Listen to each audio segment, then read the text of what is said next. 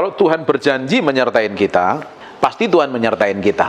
Yang jadi masalahnya penyertaan Tuhan itu nggak seperti yang kita harapkan. Kita bisnis, kita pikir akan menghasilkan untung dan berlipat kali ganda. Kenyataannya ternyata sebaliknya. Saya sendiri ngalami, saya pikir saya tambah beli aset, beli ini, beli itu, nggak taunya tambah bangkrut. Kita pikir jalan ikut Tuhan itu mulus, seperti yang kita bayangkan, enak dan langsung pada tujuannya. Ternyata Tuhan bawa muter dulu. Berliku-liku seperti berjalan orang Israel, harusnya kalau ditempuh dari Mesir ke tanah perjanjian itu hanya cepat sekali. Tapi didapatin orang-orang Israel hatinya belum siap menuju tanah perjanjian karena menghadapi musuh-musuh yang gede, tantangan yang berat. Sama seperti kita pikir kalau kita ikut Tuhan kan semuanya berjalan dengan baik. Kita sudah berdoa, kita sudah pelayanan, kita sudah khotbah, kita sudah nyembah, kita sudah lakukan banyak hal. Kita pikir kita ini sudah berkenan di hadapan Tuhan. Tapi di matanya Tuhan itu kan berbeda cara pandangnya. Kita ini nggak bisa hidup pakai cara kita sendiri. Kita ngikutin apa yang Tuhan mau dan Tuhan inginkan. Kita ngikutin caranya Tuhan. Jadi orang Kristen bukan ngikutin cara kita sendiri. Kalau kita jadi orang Kristen ngikutin cara kita sendiri, kita babak belur. Kita pikir apa yang kita pandang benar, belum tentu benar di pandangan Tuhan. Kita pikir kita baik, ternyata di hadapan Tuhan belum baik. Nah itu yang perlu diberesin bagi setiap orang kita.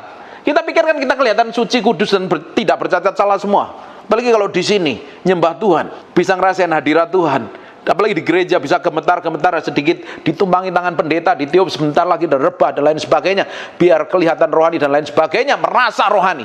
Tapi menurut cara Tuhan, Tuhan kan berurusan dengan hati kita. Kalau kita bisa dipercaya hartanya Tuhan, bisa mengelola hartanya Tuhan, Tuhan semakin tambahkan. Ada perumpamaan tentang kerajaan surga ibarat seorang pengusaha yang memberikan uang mina 5, 2 dan 10. Yang 5 dikembangkan jadi 10, yang 2 dikembangkan jadi 4, yang 1 malah nggak bisa dikembangkan karena bertanggung jawab. Nah kita tinggal di bumi ini kan Tuhan percayakan segala sesuatu kan, apapun itu loh. Kamu sebagai anak muda dipercayakan apa? Hikmat, pengertian, pengetahuan. Kamu harus dikembangkan itu. Kalau enggak, kamu akan ketinggalan zaman, kalah dengan yang lain. Kamu pun juga sama. Kita yang dewasa pun juga sama.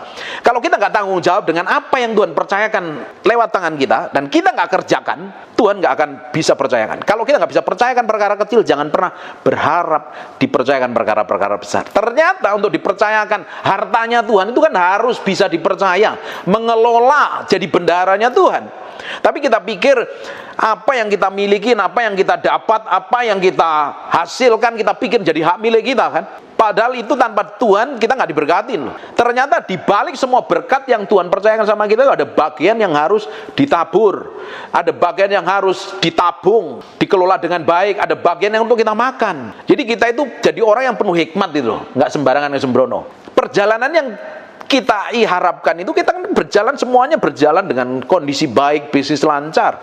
Tapi ternyata yang kita hadapin malah sebaliknya. Jalan kita dikirain mulus, ternyata berlekok-lekok, berkilo-kilo, berliku-liku, ngadapin masalah, tekanan, himpitan, persoalan. Saya ngadapin, Bapak Ibu ngadapin kan, bagaimana ngalami tagih utang, mikirin bunga bank gede sekali, diteleponin sana sini, kamu belum bayar dan lain sebagainya. Saya ngalami kok. Saya bukan hanya sekitar khotbah, saya ngalami apa itu kekurangan, apa itu kelimpahan.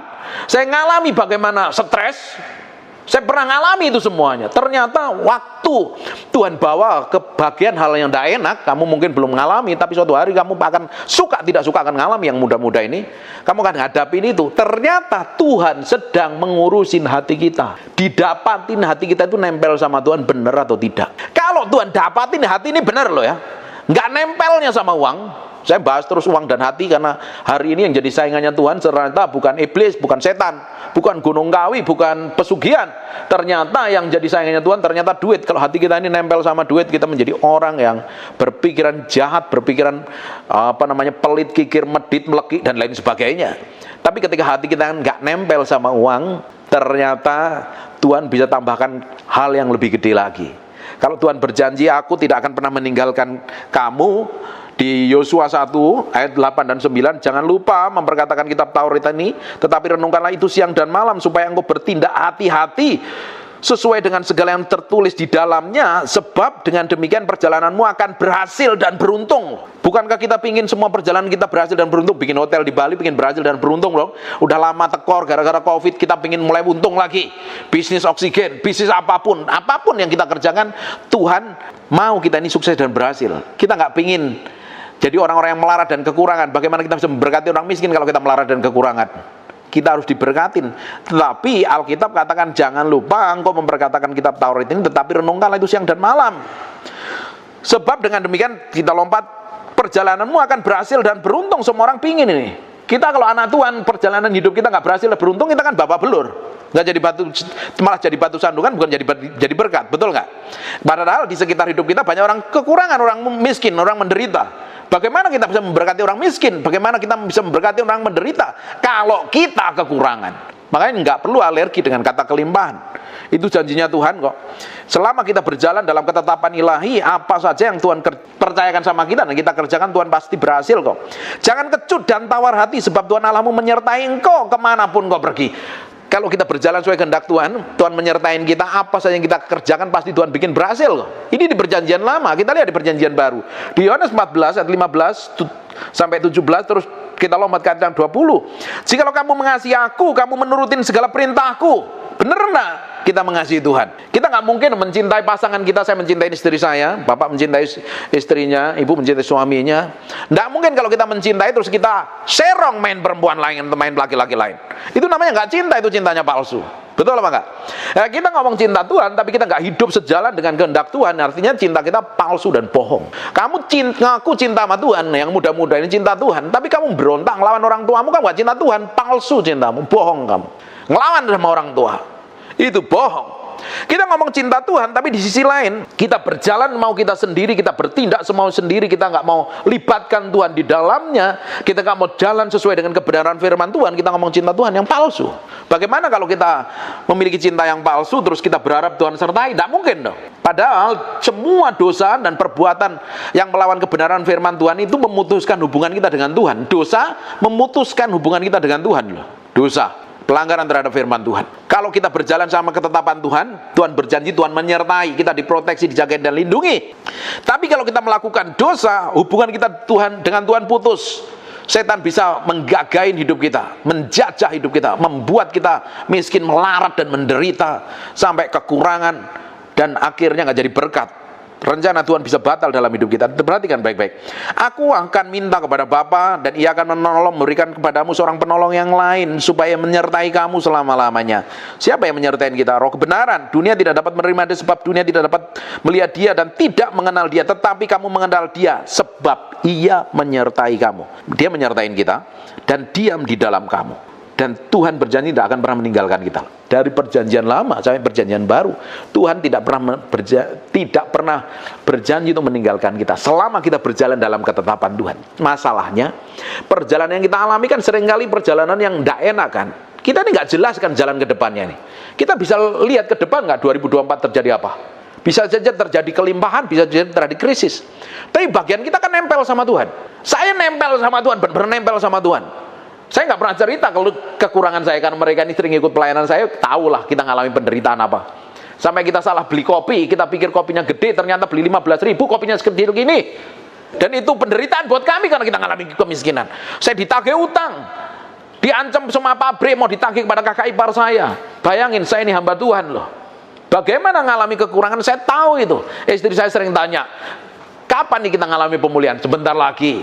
Laki lu tuh hamba Tuhan, yang gaji Tuhan, yang ngurusin Tuhan. Bisa sebentar lagi Tuhan campur tangan seperti membalikkan telapak tangan. Gak usah pusing. Tahu gak apa yang terjadi dalam kondisi krisis? Mereka tahu semua. Pak Eski ini tahu. Dalam kondisi saya kekurangan, seringkali rekening saya tak kosongin, tak bagi. Karena banyak saudara-saudara kita yang lagi bangkrut, kekurangan, kemiskinan, kita beliin beras. Bukan berarti kita mengalami kelimpahan loh. Tetapi Alkitab berjanji kok. Nggak usah pusing, kalau Tuhan berjanji pasti digenapi. Ngapain kita pusing? Yang jadi masalahnya kita pegang janjinya Tuhan apa tidak. Ada satu janji yang pasti digenapi dalam kehidupan kita. Masalah ini kita lihat ya, di Mazmur 126 ayat yang kita mulai dari ayat yang keempat. Pulihkanlah kami ya Tuhan, seperti memulihkan batang air di tanah Negeb. Orang yang menabur dengan mencucurkan air mata akan menuai dengan bersorak-sorai. Siapa yakin petani? Bisa yakin nggak dia pasti menuai? Nggak ada yang yakin. Siapa pengusaha yang sehebat apapun pernah yakin nggak investasinya pasti berhasil? Nggak ada yang yakin. Betul apa enggak? Tapi Alkitab janjikan loh, orang yang menabur dengan mencucurkan mata akan menuai dengan sorak-sorai. Selama kita berjalan dalam ketepatan ilahi, berjalan dalam ketetapan ilahi, berjalan sesuai kehendak Tuhan, kita lakukan sekalipun tidak terlihat jalan ke depan. Selama Tuhan menyertai dan kita lakukan bagian kita, Tuhan akan lakukan bagiannya. Dalam kondisi saya kekurangan, kita membayar IPL aja sering telat kok waktu itu, karena krisis keuangan. Kita makan tiap hari, kita hitung makan dengan baik. Makan sehat sih, sampai istri saya tak ajakin makan pecel lele nih. Lama-lama istri saya sungutan apa tidak ini makan pecel lele terus. Dia nggak pernah makan warteg, saya ajak makan warteg. Saya pulang nangis, Tuhan aku nih kok jadi hamba Tuhan, kok membuat istri saya menderita kayak begini. Orang lain nggak pernah tahu loh, yang tahu saya sama Tuhan. Dalam kondisi krisis itu, Bapak Ibu tahu nggak? Dalam kondisi itu waktu itu Imlek ya, kita ngelewatin Imlek berapa kali. Saya buka toko sampai malam, dia mengharapkan ada mujizat orang belanja banyak. Ternyata nggak ada yang belanja loh. Kita menghindarin pertemuan karena kita punya ponakan ada 28 biji, kita mesti kasih angpau. Karena kondisi krisis. Tapi tetap loh, akhirnya hati ini nggak boleh melintir dengan Tuhan. Hati loh yang diurusin ternyata. Dalam waktu kena masalah, waktu kena persoalan, sebenarnya Tuhan lagi urusin hati kita seperti bangsa Israel loh. Dibawa ke padang gurun untuk menguji hatinya nempel sama Tuhan apa tidak. Ternyata ketika Tuhan dapatin hati kita nih lurus berjalan sesuai dengan dia mau. Nggak enak, tetap setia, tetap berdoa, cari Tuhan, kejar Tuhan. Di sisi lain, dalam kondisi itu kita nabur, gila-gilaan malahan. Hampir tiap hari waktu itu kan menjelang parah-parahnya ekonomi kita lagi bangkrut itu, menjelang hari lebaran waktu itu. Justru hampir tiap hari kita bikin kolak, kita bagi ke orang loh. Nabur bukan berarti kita harus nabur ke gereja loh, dengerin baik-baik. Nggak harus beri pendeta, nggak harus nabur kepada gereja. Nabur itu dalam banyak hal. Lihat orang sekelilingmu, lihat orang tuamu diurusin dengan baik, mertuamu diurusin dengan baik, saudaramu yang kekurangan diurusin dengan baik, tetanggamu, pegawaimu diurusin dengan baik. Nabur nggak harus ke gereja. Siapa bilang nabur ke gereja? Beresin orang di circle lingkungan kita itu.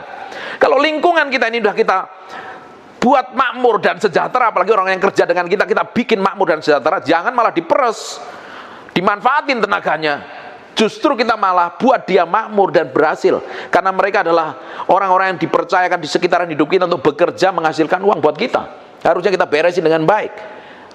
Makanya saya lakukan itu dalam kondisi lagi kekurangan. Nah ini uang kita hanya tinggal sekian, berapa ratus ribu, kita habisin aja, kita beliin beras, bagi. Waktu itu Covid orang nggak berani keluar.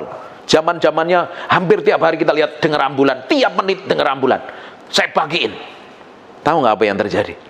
Itu kan 2020 awal, kita kena Covid di 2000 awal malahan, waktu PSBB pertama. Karena kita pulang dari rumah duka, arwani saya meninggal, saya urusin, ternyata hari Seninnya PSBB, hari Selasanya kita kena Covid sebulan. Setelah itu kita ngalami krisis yang lebih parah lagi. Tapi dari situ Tuhan mulai urusin, Tuhan berkatin kita. Dalam kondisi kekurangan kita tabur. Orang di sekitar kita, saya lihat ini orang kekurangan kita taburan nih. Kita beri nih, beri. Dan Tuhan ternyata tidak pernah berhutang dengan kami. Saya bilang Tuhan urusin hati saya, Tuhan urusin hati istri saya. Tahu nggak Bapak Ibu apa yang terjadi? Waktu Tuhan urusin hati saya, istri sering ngomong, saya ini nikah sama pendeta kok tambah melarat nih. Deposito habis, investasi hilang, mobil habis, emas habis, semuanya habis. Ini gimana ini katanya. Dengar, jangan banyak ngomong, saya bilang. Jangan ngomong yang tidak penting. Kita tahu kita punya Tuhan, kita melayani, kita doain orang sakit mengalami kesembuhan, kita melayani pelepasan dan lain sebagainya. Tuhan tidak pernah tinggalkan kita sampai hari ini. Ternyata tahun demi tahun kita ngalami proses itu. Di awal pertengahan 2021 kita ngalami breakthrough dan terobosan, sampai kita ngalami pemulihan. 2021 bulan November kita dipulihkan sampai hari ini. Tuhan berkatin kita. Kelimpahan sih enggak just enough, tapi cukup memberkatin orang lain. It's powerful. Tuhan berjanji kok. Ini digenapi nih ayat ini. Orang yang menabur dengan mencucurkan air mata dan akan menuai bersorak-sorai. Justru dalam kondisi stres kamu ngapain? Justru masa depanmu nggak jelas. Ini kan belum nggak jelas ke masa depanmu. Jadi apa? Jadi pengusaha, jadi dokter, jadi engineering, atau nerusin perusahaan papi. Dalam kondisi ini waktumu kamu tidak buang sia-sia. Tabur di dalam hadirat Tuhan, kejar Tuhan. Tuhan akan berkatin masa depanmu. Bahkan pasangan hidupmu disediakan yang terbaik. Itu Tuhan mau berkatin kita. Orang yang menabur dengan mencucurkan air mata akan menuai dengan bersorak-sorai kok. Dalam penderitaan nabur tetap yang terbaik. Nabur itu bukan berbicara tentang duit tok loh. sikap, tindakan, perbuatan, perkataan, keintiman, gaya hidup, kelakuan kita harus mencerminkan kemuliaan Tuhan. Sekarang yang kita kejar apa hari ini? Bukankah kita kejar didapatin berkenan di hadapan Tuhan? Buat apa? Kita mau kejar apa? Ngejar aset, jadi orang kaya. Kemarin kita lihat teman-teman kita meninggal mendadak ke orang kaya-kaya itu. Nggak ada gunanya kan harta. Hari ini yang kita kejar adalah didapatin menjadi orang yang berkenan di hadapan Tuhan. Pasti apa saja yang dikerjakan tanganmu Tuhan akan bikin berhasil. Alkitab kan katakan, apa saja yang dikerjakan tanganmu Tuhan akan bikin berhasil. Berarti ada bagian yang harus kita kerjakan kan. Mengerjakan dengan tangan kita loh. Orang Kristen tidak boleh males. Anak muda juga nggak boleh males. Kembangkan skillmu, kembangkan keahlianmu. Seperti Besaliel dan Aholiab. Dia punya skill, dikembangkan. Pengetahuan dikembangkan, nggak boleh jadi orang Kristen bodoh, pelongo-pelongo di gereja, pulang gereja nggak ngerti apa-apa, hidupnya babak belur, kacau dan berantakan, nggak boleh kayak begitu. Orang Kristen harus pintar, kembangkan skill seperti Besaliel dan Aholiab. Ini orang punya skill, punya keahlian dipakai untuk membangun perkakas bait Allah. Dalam setiap pribadi kita menjadi orang yang disertain Tuhan, diurapin Tuhan, dijanjikan hidup dalam hal yang baik, yang menikmatin semua berkat Tuhan. Janji Tuhan akan digenapi dalam hidup kita. Terus mau ngapain? Itu harus dikembangkan untuk mempermuliakan nama Tuhan dalam kehidupan kita. Percaya, Tuhan tidak pernah meninggalkan kita sedikit pun. Kita ngalami krisis, saya ngalami itu, ngalami rasanya jalan gelap seperti nggak ada ujung pangkalnya, muter sekeliling tembok, hanya bisa ngelihat ke atas. Bayangin, sampai istri saya itu trauma ketika datang ke rumah karena pernah ditempelin bank, mau disegel. Kan kalian nggak pernah cerita, saya nggak pernah cerita ini kan. Ditempelin bank, saya khotbah di ibadah itu jam 7, mau ditelepon istri saya jam 7:30, saya meski khotbah, bayangin. Ditelepon pulang, katanya pulang, nggak ada yang gantiin. Karena itu lihat tuh, difotoin. Kalau 2 minggu nggak dilunasi mau dicabut sama bank. Ayo gimana? Saya tetap layani dengan baik. Saya nggak tahu jalannya apa. Itu saya ceritain itu. Sampai pulang saya nangis waktu itu sepanjang jalan. Ini gimana ini Tuhan nih? Saya ngelihat orang ditumpangi tangan pada rebah, nangis di jamaah Tuhan. Besoknya saya tanyain, kamu kemarin ngalamin apa? Oh luar biasa Pak, urapannya power. Ya kamu ngalamin begitu, kamu tahu nggak tak tunjukin ini? Nih apa ini? Wih kok bisa Pak? Ya bisa, urapan kan bukan untuk bayar utang. Siapa bilang urapan untuk bayar utang? Kan orang diurapi, pulang diurapi di jamaah Tuhan. Tapi pulang kan utang harus dibayar. Bagaimana mengembangkan? Apa saja yang dikerjakan tanganmu harus dikerjakan dengan terbaik, seperti mengerjakan untuk Tuhan. Dari situ Tuhan mulai berkati. Sampai hari ini diberkati. Jadi orang Kristen nggak boleh pelongo-pelongo, ngejar perkara rohani, ngejar ini itu, tapi dalam sisi lain gagal lah bisa. Kita harus menang dalam segala. Kita menjadi orang yang pintar, smart. Jadi orang Kristen itu pintar gitu loh. Diajak ngomong pengusaha masalah saham ngerti, politik ngerti, masalah bisnis ngerti, masalah ikan, masalah YouTube ngerti, masalah apa? Medsos ngerti gitu loh. Jangan pelongo-pelongo apa ini ya, nggak ngerti apa-apa, ya kamu nggak akan jadi berkat. Saya punya ponakan itu pintar sekali. Makanya orang itu mesti pintar, kalian mesti pintar. Ya, anak muda itu harus memiliki hikmat, pengertian, pengetahuan, kembangan itu. Kalau kamu pintar, orang cari kamu untuk percayakan kamu bisa bekerja dan menghasilkan uang. Ponakan saya ini pintar sekali. Ketika dia bekerja, dia bisa dipercaya, ngerti nggak dipercaya? Dalam segala hal. Kalau kita bisa dipercaya, perkara kecil Tuhan akan tambahkan perkara besar. Kalau kita bisa dipercaya dalam segala hal, kamu bisa kerjakan, melakukan untuk Tuhan, Tuhan bisa berkatin kamu.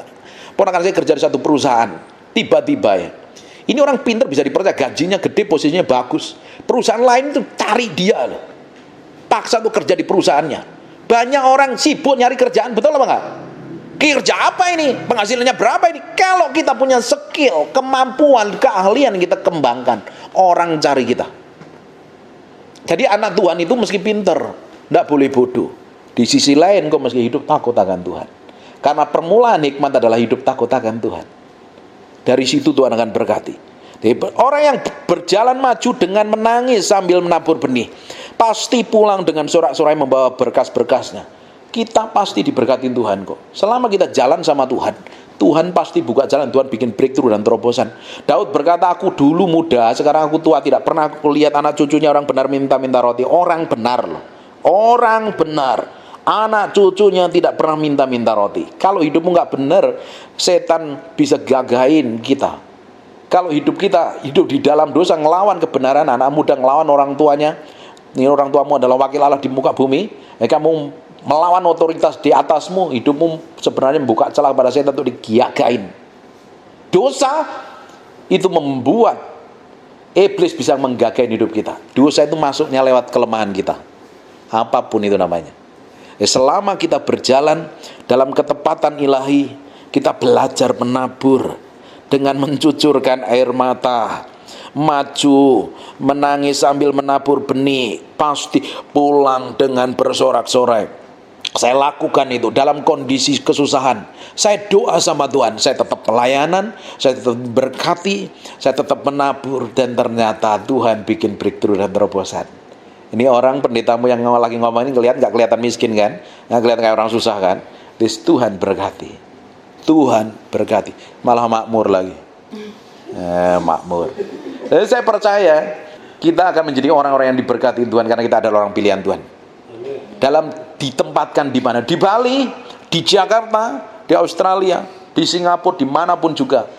Tempat di mana kita menginjakkan kaki, karena kita orang yang disertain Tuhan, seperti Yusuf disertain di rumah Potifar diberkati, seperti Yusuf di penjara diberkatin, seperti Yusuf di Mesir, sampai Mesir itu mengalami kekeringan dan tetap diberkatin Tuhan. Kemana kita pergi, Tuhan pasti berkatin. Kita nggak perlu khawatir. Enjoy jalan sama Tuhan. Lakukan bagian kita. Hidup takut akan Tuhan dan tetap belajar memberi yang terbaik untuk Tuhan. Jangan pelit, jangan kikir, nabur pada orang-orang sekitarmu itu. Penting dulu orang sekitar kita nih. Keluarga kita yang kurang-kurang, yang miskin, yang melarat, yang kekurangan, yang nggak bisa makan, taburin berkat. Kita menabur pada orang susah. Kita seperti memiutangin Tuhan, dan Tuhan tidak pernah berutang. Tuhan pasti kembalikan double porsi. Ini kan kelihatannya gampang. Bagi orang pelit nabur itu kan hal susah. Apalagi yang melekik medit hitung-hitungan. Ada Alkitab katakan orang yang menabur harta sering menabur malah berkelimpahan, tapi orang yang menghemat malah kekurangan. Prinsip kerajaan Allah kalau ingin diberkati nabur dalam segala hal. Nabur dalam sikap kebaikan. Kamu nabur senyum, coba senyum kanan kiri, pasti kamu tuai senyum. Kamu nabur sikap yang manis, kamu akan tuai disayangin orang. Kamu nabur kebaikan, kamu nuai kebajikan. Kamu nabur duit akan nuai duit, nabur baju akan nuai baju, nabur apapun juga suatu hari kamu tuai. Karena hukum ini berlaku selama kita tinggal di bumi. Kalau kita lakukan ini, kita pasti akan menjadi orang diberkati. Hukum tabur tuai itu berlaku dalam segala musim. Selama bumi masih ada, musim menabur dan menuai tetap berada. Nabur bukan masalah duit, segala hal dalam hidup kita. Karena apapun yang kita kerjakan, suatu hari kita sendiri akan tuai. Kita ingin nuai apa di masa depan? Tabur mulai hari ini. Amin. Dari hari ini ada orang-orang yang akan diberkati Tuhan berkelimpahan suatu hari. Ini anak-anak muda, ini anak-anak yang akan dipercayakan Tuhan berkat-berkat besar. Kalau mulai hari ini, engkau dedikasikan hidupmu sama Tuhan. Amin. Ayo kita berdoa. Bapak, terima kasih buat firman-Mu, kami materaikan dengan darah anak domba nempel dalam hati kami berhari-hari, berminggu-minggu, berbulan, firman menjadi kehidupan. Biar firman ini menguasai hidup kami. Berkati setiap orang yang ikut dalam ruangan ini tanpa terkecuali, dalam nama Tuhan Yesus. Semakin diubahkan dan dapat menjadi orang yang berkenan di hadapan Tuhan, sehingga apa saja yang dikerjakan tangannya jadi berhasil. Hotelnya diberkatin Tuhan, bisnis usahanya, kantornya diberkatin Tuhan, pekerjaan tangannya diberkatin Tuhan, studi pelajaran diberkatin Tuhan, pelayanan diberkatin Tuhan. Semuanya kami percaya untuk kembali untuk hormat kemuliaan nama Tuhan. Terima kasih buat malam hari ini. Dalam nama Yesus kami berdoa. Terima kasih Tuhan. Bagimu segala hormat, pujian, pengakuan. Terima kasih Tuhan. Buka matanya sebentar.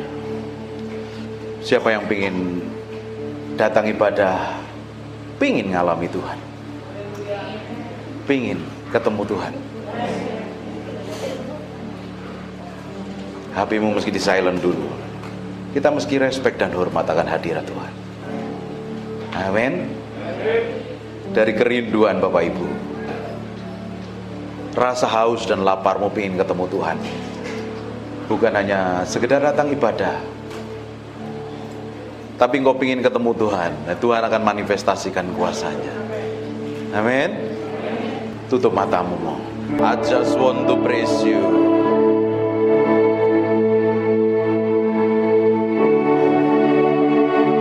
Aku berdoa ada urapan Tuhan sedang turun dalam ruangan ini.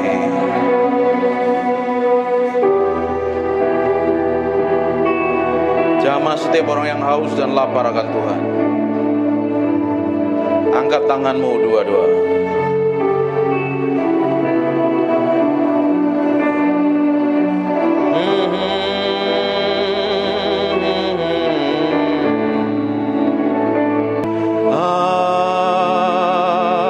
Just want to praise you, lift my hands and say I love you. You are everything to me, and I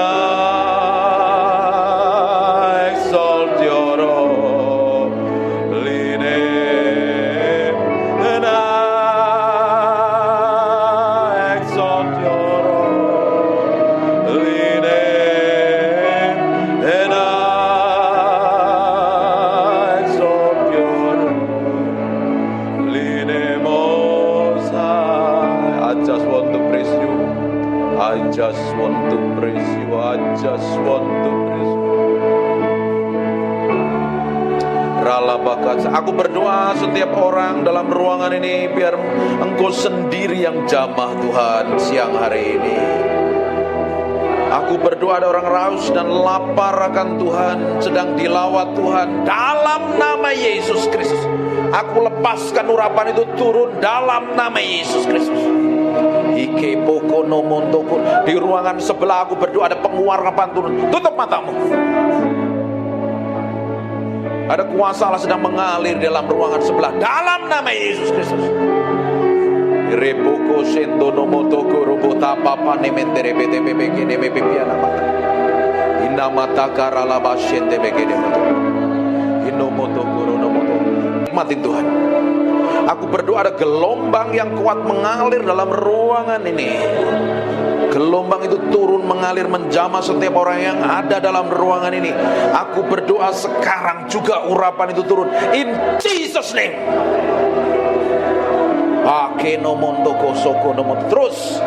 Terus pengurapan itu semakin kuat jamah dan urapi, bahwa mereka mengalami pengalaman-pengalaman pribadimu dengan ajaib dan dahsyat.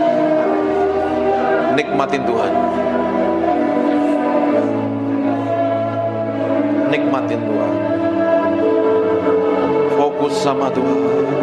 Alami Tuhan siang hari ini. Alami Tuhan. Alami Tuhan. Alami Tuhan.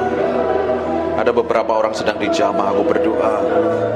Ada seseorang yang sedang dipenuhi dengan urapan mengalir dari ujung rambut sampai telapak kaki. Ada sesuatu yang bergerak semakin kuat. Aku berdoa pengurapan itu semakin meluap. Penuhi mereka dalam ruangan ini dengan hadirat-Mu. Maka ada orang-orang yang sudah lama tidak ikut Tuhan, sudah jauh dengan Tuhan. Hari ini sedang Tuhan sedang menjamah-Mu. Maka rabasekene mende bikene mende imende bikene mende pipi namata. Sembah Dia. Mulai sembah Dia. Semakin kuat. Makirobotokun.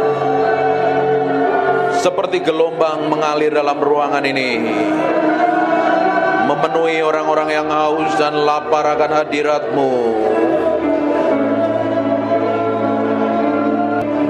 Makarabashanda makana mate kene bete imekere bete bebe kene bebe.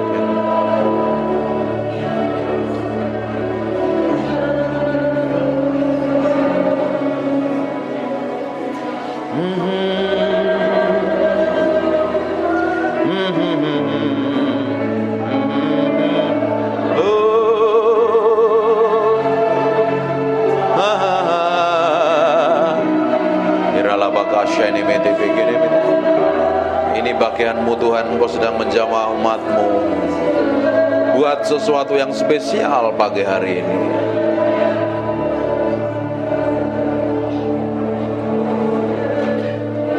I just want to praise you, lift my hand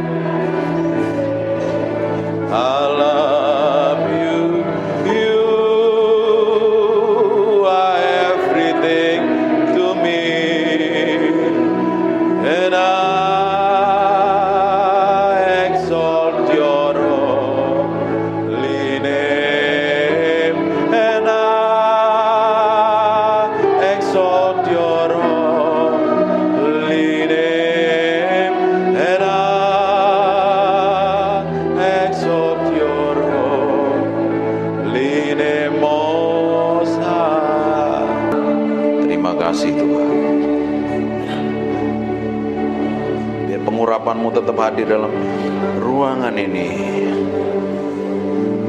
Kami hormati Engkau, kami hargai Engkau. Engkau yang layak dipuji dan disanjung.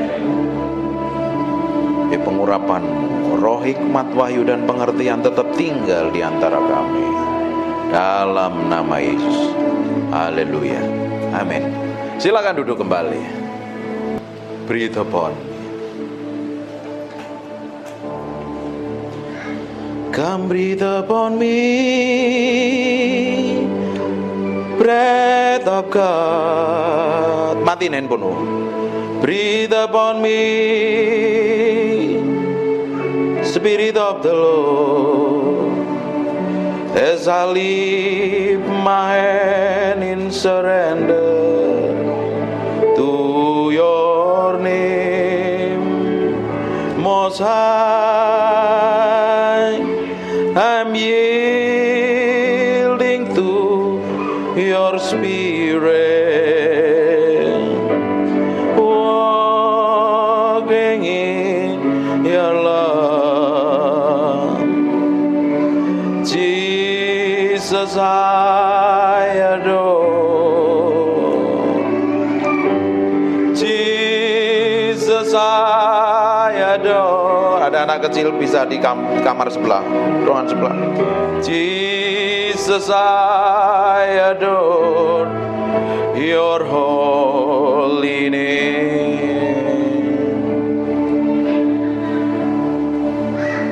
Breathe upon me, breath of God.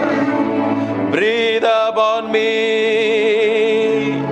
Spirit of the Lord, as I lift my hand in surrender to your name, Most High. I'm yielding to your Spirit, walking in your love. Jesus, I adore. Jesus, I adore. Jesus, I adore your holy name. Terima kasih siang hari ini. Terima kasih Tuhan. Terima kasih Tuhan. Kau baik, Kau baik. Lihat sampai kedalaman hati kami Tuhan. Koreksi dengan firman-Mu, bahwa kami menjadi serupa segambar dengan Engkau. Kami hanya ingin menyenangkan hati-Mu, bukan yang lain Tuhan. Dapatin hati kami, menyenangkan hati. Siang hari ini Roh Kudus, kami memberi hati kami untuk Engkau, untuk diubah, dijamah, dilawat Tuhan. Enggak ada yang lain yang lebih mulia selain Engkau. Enggak ada yang lain Tuhan. Buat hati kami nempel dengan Engkau Tuhan.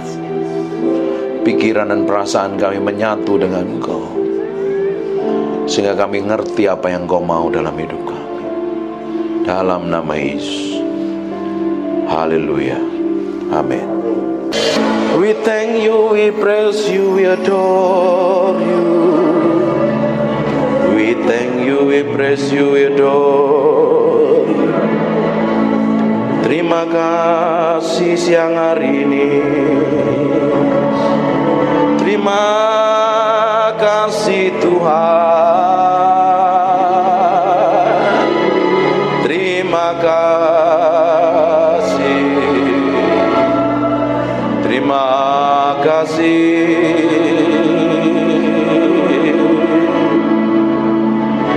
Di dalam hadirat-Mu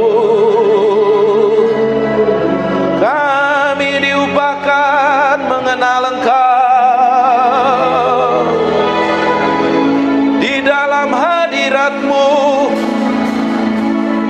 kami mencintai-Mu.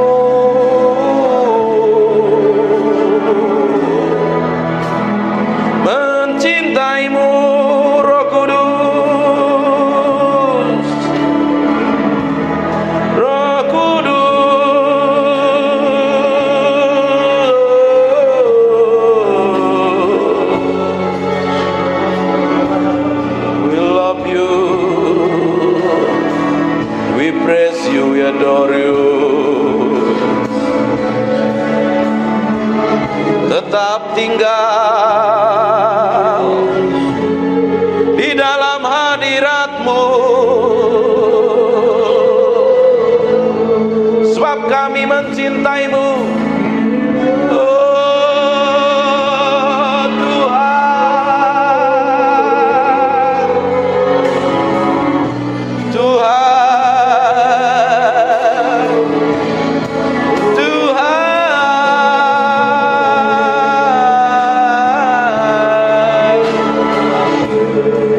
Naralamo senemede pianaramo, ikiri pianananamo se, ikiri piananamo so.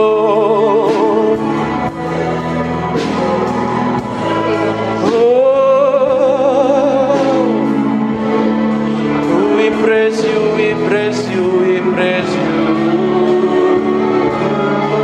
We praise you, we praise you.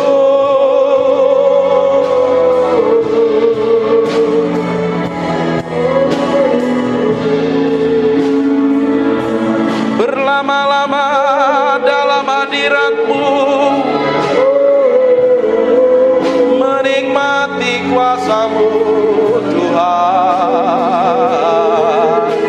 Tuhan.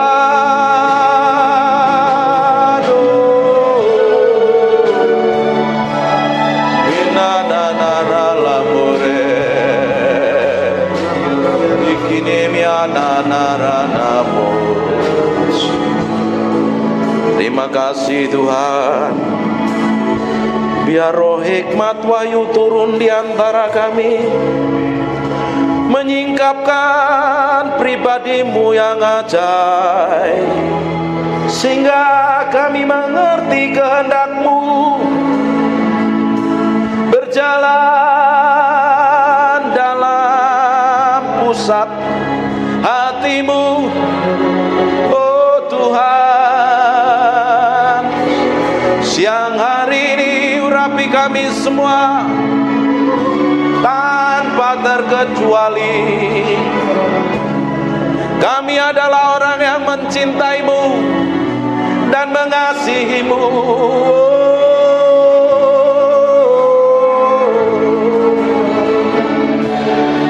Haleluya, haleluya, haleluya.